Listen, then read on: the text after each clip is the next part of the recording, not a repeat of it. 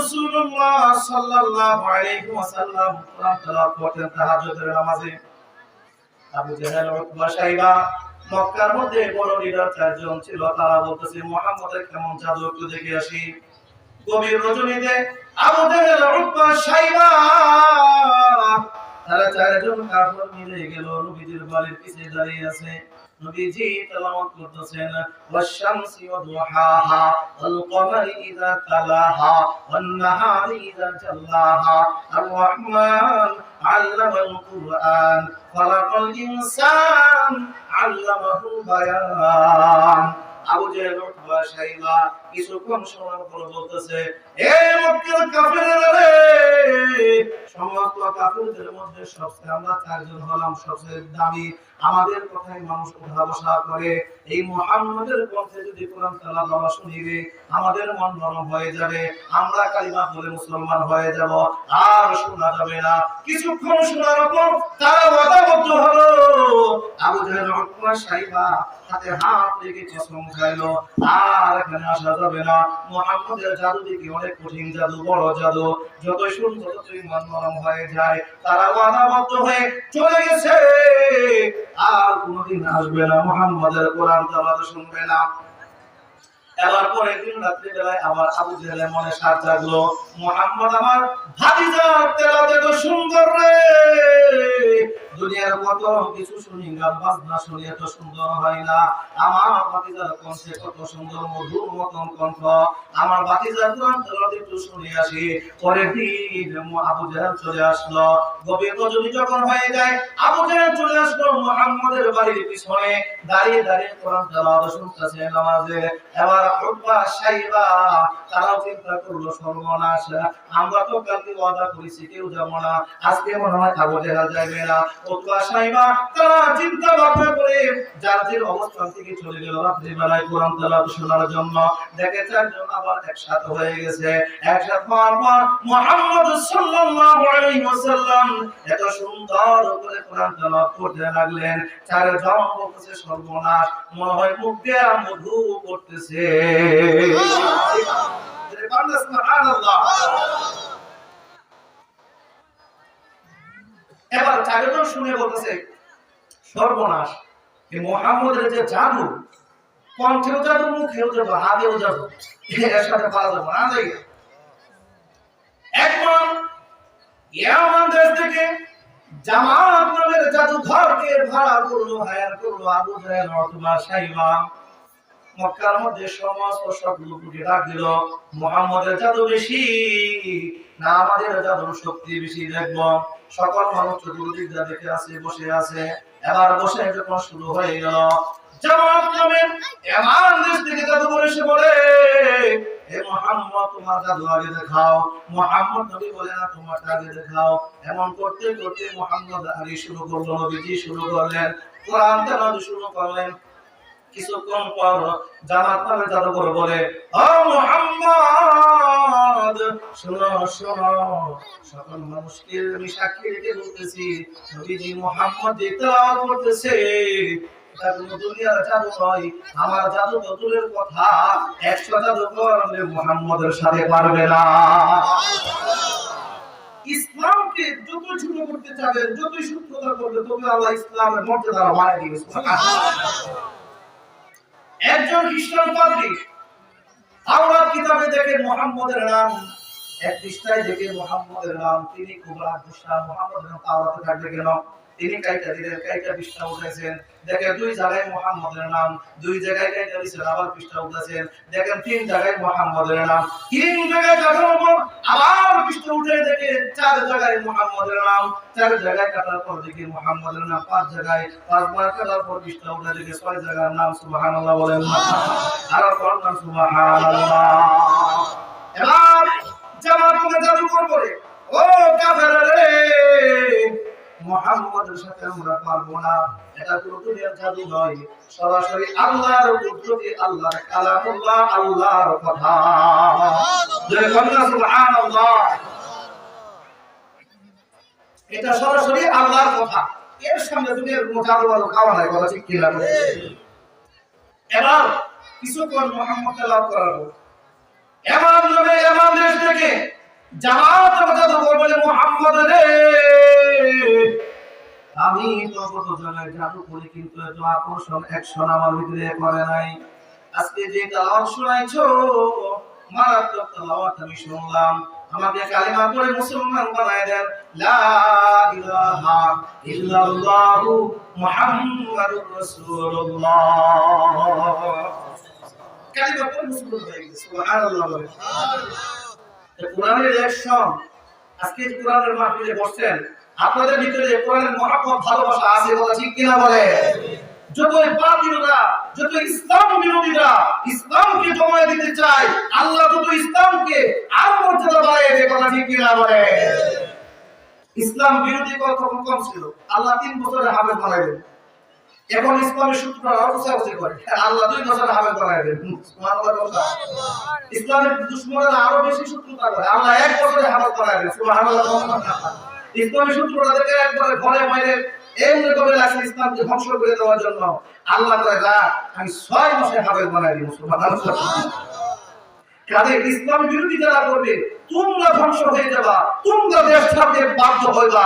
আমরা বলাবো না, আমরা বলার মানুষ নয়, আমরা হক কথা বলছে বলবে, এই জাত থেকে হক কথা সর্বদা বাইরে হয়ে মৃত্যুর যদি ফাঁসির দড়িতে কাস্টে ঝুলতে হয়, হক কথা থেকে মৃত্যুর মতো বিচার হবে না ইনশাআল্লাহ। আলেমের বিরোধিতা করবা, আল্লাহ আলেমদের জান্নাতে পাওয়া যাবে কথা বলা, সিনানি আলেম তাহলে তুমি তো আমরা ঢুকে রাখো। এখন কই গেলা? সাবধান, আল্লাহ ওলিদের সাথে বেয়াদবি করবেন, তছনছ হয়ে যাবে, জাহান্নামের আগুন লেগে যাবে, সাবধান। এমন নবীজি তেলাওয়াত করেন, আবু জেহেল, উতবা, শাইবা বলে মুহাম্মদের তেলাওয়াত এত সুন্দর, এত জাদু, আর মুহাম্মদের তেলাওয়াত শোনা যাবে না। এই কোরআন আমাদের জন্য আল্লাহ পাঠিয়ে দিলেন, এত সুন্দর একটা কোরআন আমাদেরকে আল্লাহ দিলেন। আল্লাহ সুবহানাহু ওয়া তাআলা বলেন, এ বান্দারে আমি যে কোরআন তোমাদের রেখে দিলাম, যে কোরআন আমি নাযিল করলাম, কোরআনকে যে ব্যক্তি মহব্বত করবে, ভালোবাসবে, চুমু খাবে, আমি আল্লাহ তার জন্য জান্নাতে রেখে দিলাম। বলে বান্দা সুবহানাল্লাহ। সেই কোরআনের অ্যাকশন এখনো আছে, তখনও থাকবে, কথা ঠিক কিনা বলে? মদিনা থাকা অবস্থায় রাসূল সাল্লাল্লাহু আলাইহি ওয়াসাল্লাম একদিন ফজরের আগে হাঁটতে হাঁটতে গেলেন আবু বকরের বাসায়। দেখলেন হযরত আবু বকর তাহাজ্জুদের নামাজ কোরআন তেলাওয়াত করতেছেন আস্তে আস্তে। তারপরে গেলেন হযরত ওমরের বাড়ি, হযরত ওমর কোরআন তেলাওয়াত জোরে জোরে করতেছেন। সুবহানাল্লাহ।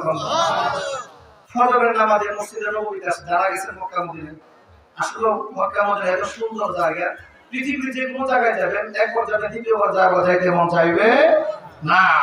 তো মক্কা মদিনা যারা একবার গিয়েছে আবারও যাইতে মন চায়, কথা ঠিক কিনা বলেন?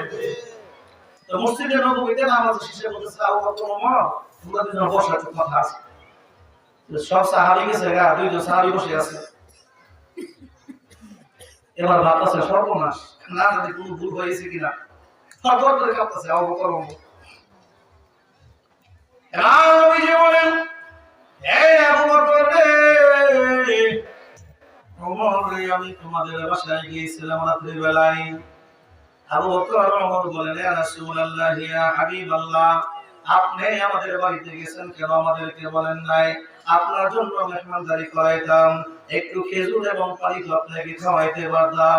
নবীজি বলেন, হে আবু বকর, ওমর রে, আমি মেহমানদারি গ্রহণ করার জন্য আমি যাই নাই, আমি গিয়েছি দেখি তোমরা নামাজে কোরআন তেলাওয়াত করো কিনা, না না খাই না ঘুমাও, নামাজ তাহাজ্জুদ করো কিনা। আবু বকর, আমি তোমার বাড়িতে যাই দেখি তুমি কোরআন তেলাওয়াত আস্তে আস্তে করতেছো, আমরা তো জোরে তেলাওয়াত করলে না কেন? আবু বকর বলেন, নবী গো, আপনি তো বলেছেন আস্তে পড়লেও আল্লাহ শুনেন, জোরে পড়লেও আল্লাহ শুনেন। ইন্নাল্লাহা সামিউন বাসীর।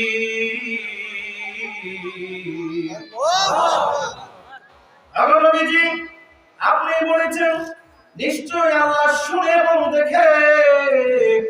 আল্লাহ আস্তে বললেও দেখে যদি বললেও শুনে, কথা ঠিক কিনা বলেন? আল্লাহ আমাদের অন্তর জানি, কথা ঠিক কিনা বলেন? ওয়া ইন তুবদু মা ফি আনফুসিকুম আও তুখফুহু ইউহাসিবুকুম বিহিল্লাহ। আল্লাহ আমাদের অন্তর জানে, আমরা অন্তরে কি কল্পনা জল্পনা করি এটাও আল্লাহ জানে। সুবহানাল্লাহ। আবু বকর যখন একটা প্রমাণ দিলেন, হযরত ওমর বলতেছে, আবু বকর রে, তুমি তো একটা উপমা দিয়েছো, দলিল দিয়েছো একটা, আমি ওমর দুইটা উপমা দিব, দুইটা দলিল দিব। নেকির কাজের মধ্যে প্রতিযোগিতা লেগে গেল। আর আবু বকর বলেন, ও নবীজি, আমি দুইটা কারণে কোরআন তেলাওয়াত জোরে জোরে করি। এক নাম্বার হলো আপনি বলেছেন যেখানে কোরআন তেলাওয়াত জোরে জোরে হয় সেখান থেকে কমপক্ষে 100 হাত দূরে শয়তান থাকে। এই জন্য আমি কোরআন তেলাওয়াত জোরে জোরে করি।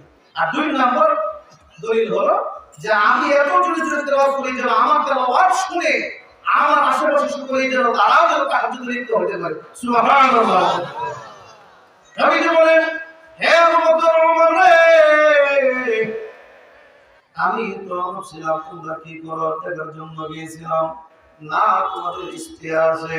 কিয়ামতের আগ পর্যন্ত আমার যত উম্মত আসবে তারা যদি কোরআন তেলাওয়াত করে শেষ রাতের মধ্যে আল্লাহর পথে থাকে, কোরআনকে মুহাব্বত করে, আমি নবী মুহাম্মদ কিয়ামতের মাঠে বলবো, আল্লাহ এই হাফেজ আলেমদেরকে তুমি শুধু জান্নাত দিবা তাই না, তাদেরকে পাওয়ার দিয়ে দাও, তারাও যেন মানুষদেরকে সাফায়াত করে জান্নাতে নিয়ে যাইতে পারে। এই জন্য একজন হাফেজ 10টা মানুষকে জান্নাতে নিয়ে যেতে পারে, এমন জাহান্নামীদেরকে নিতে পারে যারা জাহান্নামের টিকিট পরিবর্ত হয়ে গেছে, এমন দশজনকে জাহান্নামে জান্নাতে নিয়ে যেতে পারবে। আর একজন আলেম চোখে যা দেখবে সেই পরিমাণ লোক সুপারিশ করে জান্নাতে নিয়ে যেতে পারবে। সুবহানাল্লাহ। কিয়ামতের মাঠে, হাসরের মাঠে একমাত্র কথা বলতে পারবে আল্লাহর নবীজি এবং হাফেজ কোরআন এবং আলেমুল উলামার সাথে কথা বলবে। সুবহানাল্লাহ। এবার মুসলমান ভাইরা, আল্লাহর নবীজি কোরআন আমাদের মাঝে রেখে গিয়েছেন। এই কোরআনের মধ্যে একটা গুরুত্বপূর্ণ সূরা আছে, সূরা রহমান। এই সূরা রহমান আল্লাহ নিজে তেলাওয়াত করে শোনাবেন ওই দারুস সালামের মধ্যে। সুবহানাল্লাহ বলে। জিনদের একটা পাহাড় আছে মক্কার পাশে, যারা গেছেন উমরা হজ করতে, ভালো করতে, মক্কা থেকে একটু দূরে জিন পাহাড়, সেটাকে বলে জিন পাহাড়। মানুষ মনে করে বিশ্বাস করে না, যারা দিনের দিকে দেখে আসে এই বড় বড় পাহাড়, এটা শুধু জিনরা থাকে।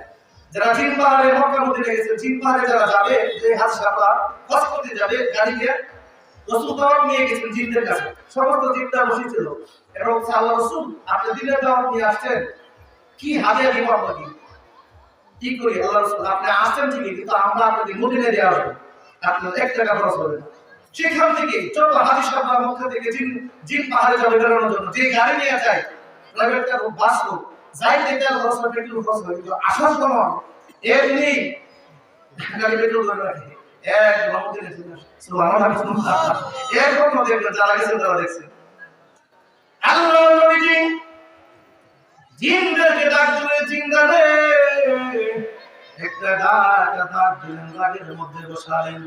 আব্দুল্লাহ ইবনে মাসউদ থেকে হাদিস বর্ণিত, রাসূল সাল্লাল্লাহু আলাইহি ওয়াসাল্লাম ডাক খবর করে দিলেন। দেওয়ার পর আব্দুল্লাহ ইবনে মাসউদকে বলেন, মুহাম্মদ নবীজি বলেন, হে আব্দুল্লাহ, সরে যাও, চলে যাও, দূরে চলে যাও। আল্লাহ রাসূল জিনদের সাথে কথা বললেন, সূরা আর রহমান তেলাওয়াত করে শোনালেন। যখন কিনা নবীজি বলতেন, ফাবি আইয়ি আলা'i রাব্বিকুমা তুকাযযিবান,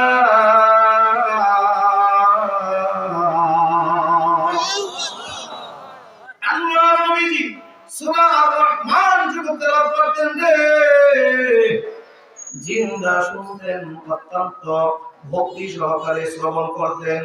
এবার জিনরা বলতেন, লা নুকাযযিবু লিকুল্লি শাইইন খালাকাল হামদ, নবীজি আল্লাহর কোন নিয়ামত আমরা অস্বীকার করতে পারি না, আল্লাহ আমাদের অনেক নিয়ামত দিয়েছেন। আল্লাহর নবীজি কাফেরদের মাঝে যখন কিনা সূরা রহমান তেলাওয়াত করতেন রে, কাফেররা মাথা নিচ দিকে যেত, কারণ আল্লাহর কোন নিয়ামত আমরা অস্বীকার করব?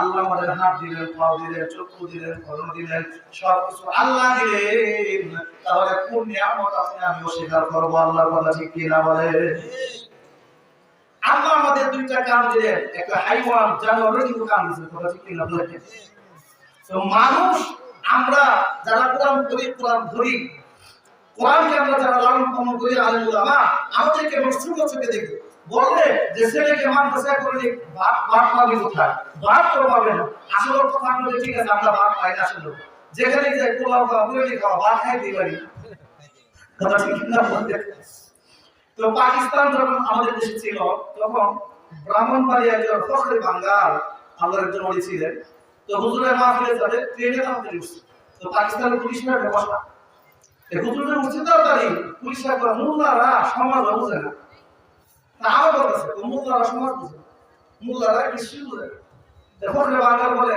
হ্যাঁ মোল্লারা কিছু বুঝে না ঠিক আছে মোল্লারা হলো এই আঙ্গুল এখন এই আঙ্গুল যদি ইউরোপ কান্ট্রিতে দেখান ইংল্যান্ডে থাইল্যান্ডে আমেরিকা তাহলে তারা বলবে না দুইটা দেখে আমরা খুশি কথা ঠিক কিনা আর বাংলাদেশের উপর এশিয়ার সেই মহাদেশে যদি দেখা বাংলাদেশ ইন্ডিয়া পাকিস্তানের দেখো আছে না যখন কইছে যে মোল্লারা এই আঙ্গুল কি কইলো আবার বলে মোল্লারা এই পুলিশে তো আপনারা তো ভালো হয়ে যাবে শুরু করতে আমাদের সাথে কোনা মোল্লারা এবার পুলিশে কর হ্যাঁ মোল্লা বারবার জিজ্ঞাসা করলাম রে খালি তুমি আঙ্গুল দেখাও এবার হুজুর বলেন এই আঙ্গুল কেন দেখায় তোমরা তো দৃষ্টান্ত বুঝো না উপমাও বুঝো না সমাজের মধ্যে এই পাঁচটা আঙ্গুল একটা সমাজ এই আঙ্গুল যদি না থাকে কোনো সমস্যা নাই এই আঙ্গুল না থাকলে কোনো সমস্যা নাই আর যদি আঙ্গুল না থাকে রে হাতটা কাটা সামিস হয়ে যাবে কথা ঠিক কিনা বলেন এভাবে কি ভাত খাবেন নাকি লবণ কিভাবে নেবেন এমন লাগবে কথা ঠিক কিনা বলে লবণ না তো ভাত খাইলো কি লাগবে ফখরে বাংলা বলেন হে পুলিশেরা রে সমাজে মানুষ গুনাহ কাজ করে আল্লাহকে বিশ্বাস করে না নবীকে মহব্বত করে না আলেমরা ইসলাম পালন করে দূরে থেকে আঙ্গুলটা দূরে আলেমরা তোমাদের থেকে দূরে থাকে তোমাদের গুনাহ কাজ থেকে দূরে থাকে এই আঙ্গুল ছাড়া যে হাতটা অসুন্দর দেখা যায় ঠিক সমাজে যদি আলেম না থাকে ওই সমাজ আর সমাজ থাকে না পশুতে পরিণত হয়ে যায়